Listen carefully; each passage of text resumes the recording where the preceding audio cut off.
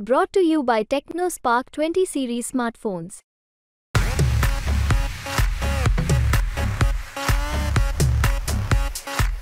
Dombivli MIDC फॅक्टरीमध्ये blast झाल्यानंतर MIDC डोंबिवलीच्या बाहेर जायला पाहिजे, रिहायसी एरियामध्ये MIDC नको, अशा जे वाद आहे तो वाद सुरू झालेला आहे. त्यावर मुख्यमंत्री एकनाथ शिंदेनी असाही आपण म्हणू शकतो की विधान केलं आहे की अंबरनाथला ही सगळी जी केमिकल फॅक्टरीज आहेत ते शिफ्ट करण्यात येतील.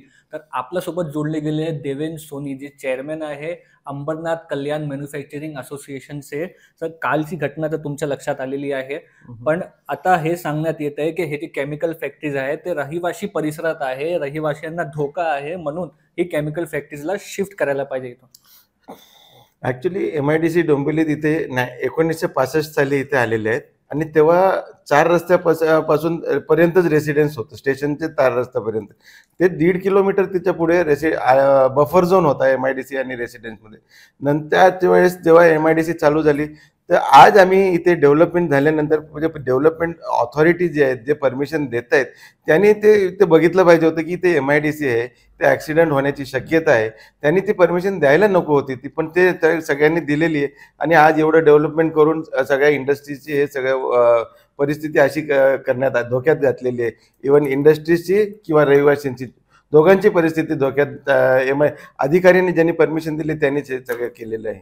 तर तुम्ही असं सांगताय की ही जी इंडस्ट्रीज आहे ते 1960 पासून इथे होते. आता 1.5 किलोमीटरचा बफर झोन जो होता तो बफर झोन आता नाहीये, कारण इथे डेव्हलपमेंट झालेलं आहे, म्हणजे बिल्डिंग बांधण्यात आलेली आहे. आणि अशी बिल्डिंग बांधण्यात आली आहे की MIDCच्या भिंतीला लावून पण बिल्डिंग आहेत हे दिसून येईल. जेव्हा हे सगळं कन्स्ट्रक्शन होत होतं तुम्ही काय आवाज उचलले? आम्ही तर कधीपासून सांगतो की आमचं बफर झोन ठेवा म्हणे, नाहीतर कसं आहे, असं आहे कॉमन कंपाऊंडवाले आणि इंडस्ट्रीज इथे 7-7 माळे रेसिडेन्शियल एरिया बिल्डिंग डेव्हलप करतात.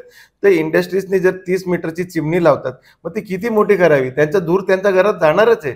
ते पण आता परमिशन देतात, मग नंतर ते कंप्लेंट रेसिडेन्शियल आहेत ते कंप्लेंट करतात, आमच्या घरी धूर आला, ब्लॅक पार्टिकल्स येतात, चिमणीमधून ब्लॅक पार्टिकल्स येणार.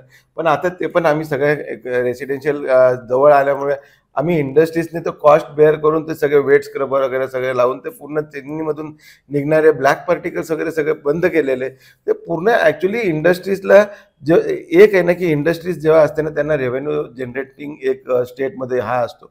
त्या इंडस्ट्रीजना तुम्ही फ्री हँड डेव्हलपमेंटसाठी तुम्ही त्यांना फ्री हँड दिली, तुम्ही परमिशन तुम्हाला जे पाहिजे ते आम्ही देतो, त्यांना इंडस्ट्रीजना तुम्ही फ्री हँड द्या, ते प्रोडक्शन करतील, त्यांना इंडस्ट्रीज रेव्हेन्यू जनरेट करण्यामध्ये ते मोठा हात हे करतील. पण त्यांना तेवढी परमिशन दिली जात नाहीये, कारण आता रेसिडेन्शियल हे सगळे आल्यामुळे कंप्लेंट वारंवार होत होतात, त्याच्यामुळे डिपार्टमेंट त्यांच्यावर ॲक्शन घेत असतात आणि रेस्ट्रिक्शन्स येतात. त्यामुळे आता प्रोडक्शन पण व्यवस्थित होत नाही आणि सगळ्या इंडस्ट्रीजना प्रॉब्लेम व्हायला लागले. तुम्ही सांगताय की एकतर्फे शासन जे आहे ते तुम्हाला परवानगी देत आहे, तुमच्याकडून टॅक्स घेत आहेत, दुसरीतर्फे जे बिल्डिंगचे बांधकाम आहे त्यालाही परवानगी घेत आहे, आणि शेवटचं असं होताना दिसतंय की रहिवासी आणि फॅक्टरी धारक यांच्यामध्ये एक वाद निर्माण होताना हे परिस्थिती निर्माण होते. तर हे तुम्ही मुख्यमंत्री किंवा शासनाच्या लक्षात आणून दिलं का की जी परमिशन दिली होती किंवा त्या परमिशनच्या अनुसार हे सगळं आपण काम करतोय आणि इंडस्ट्रीज इथून काढा, हे वक्तव्यावर तुमचं काय म्हणणं? इंडस्ट्रीज इथून शिफ्ट करणं हे सोपं नाही आहे. ॲक्च्युली रेसिडेन्सी पण आपण शिफ्ट करायला बघतोय, नवीन घर घेतो त्याला पण 2-3 एक आठवडाभर आपल्याला लागून जातो की जो रेसिडेन्स बदली करायला. आणि इंडस्ट्रीज शिफ्ट करणं म्हणजे सोपं नाही आहे, कारण पूर्ण त्याला झिरोपासून ते परत तिथे दुसरीकडे जाऊन ते स्टार्ट करावे लागतं. कारण त्यांना इंडस्ट्रीज जेव्हा इथून दुसरीकडे शिफ्ट केलं तरी ते फक्त प्लॉट देतील, त्याच्यानंतर पूर्ण परमिशनपासूनचे जेवढे ते प्रोसिजर आहे ते करता करता 2-3 वर्ष निघून जातील. तेवढ्यात जर का आपले जे ऑर्डर्स असतात ते कंपनीला या एरियातून भेटत नाही, कारण तो कस्टमर जो असतो तो दुसरीकडे जातो, त्यांना सप्लायर्स भरपूर भेटतात. मग तो परत हा इंडस्ट्री तिथे लावेपर्यंत त्याला ते कस्टमर पण त्याच्याकडे राहणार नाही, परत त्याला झिरोपासून उभे राहावं लागेल.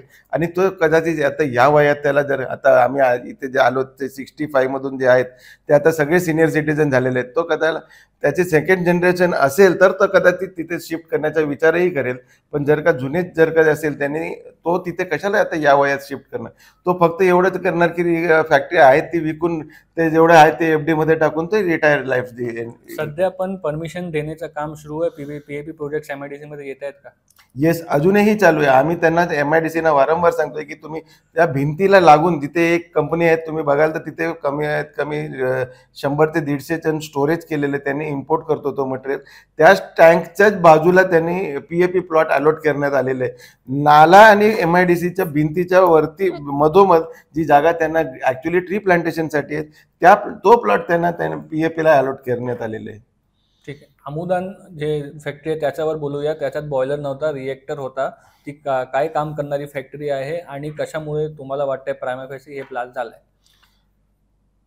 अमुदान केमिकल हे FRP चे पत्रे बनवण्यात जे रेझिन बरोबर तो हार्डनर मिक्स करण्यात येतो.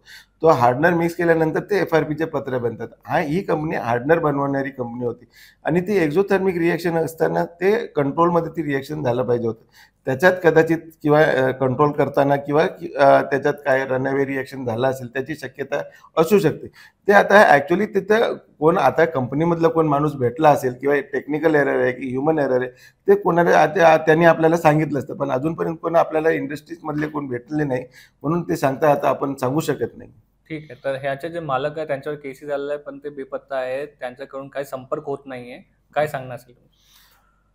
तेच सांगतोय. ॲक्च्युली कसं आहे की इंडस्ट्रीज ओनरना डायरेक्ट तुम्ही क्रिमिनल केस करताय. आपल्या इथे जे ते इंडस्ट्रीज ओनरना तुम्ही इन्सिडेंट झाल्यानंतर त्यांना सपोर्ट करा की तुम्ही परत आम्ही उभं राहण्यासाठी तुम्ही इन्फ्रास्ट्रक्चर द्या, त्यांना प्रोव्हिजन द्या. तो परत इथे उभे येऊन आता तो काय रिटायर होण्याच्या वयाचा नाही आहे तो मालक बघायला गेलो तर. त्याला तुम्ही जर सपोर्ट केला तर तो परत याच्यापेक्षा मोठी कंपनी लावू शकतो आणि याच्यापेक्षा जास्त चांगले प्रॉडक्ट्स बनवू शकतो. पण आपल्या इथे डायरेक्ट त्याला गुन्हेगार म्हणून आपण हे करतो आणि त्याच्यावर केस करतो म्हणून हे सगळे प्रॉब्लेम्स व्हायला लागलेत आपल्या इथे.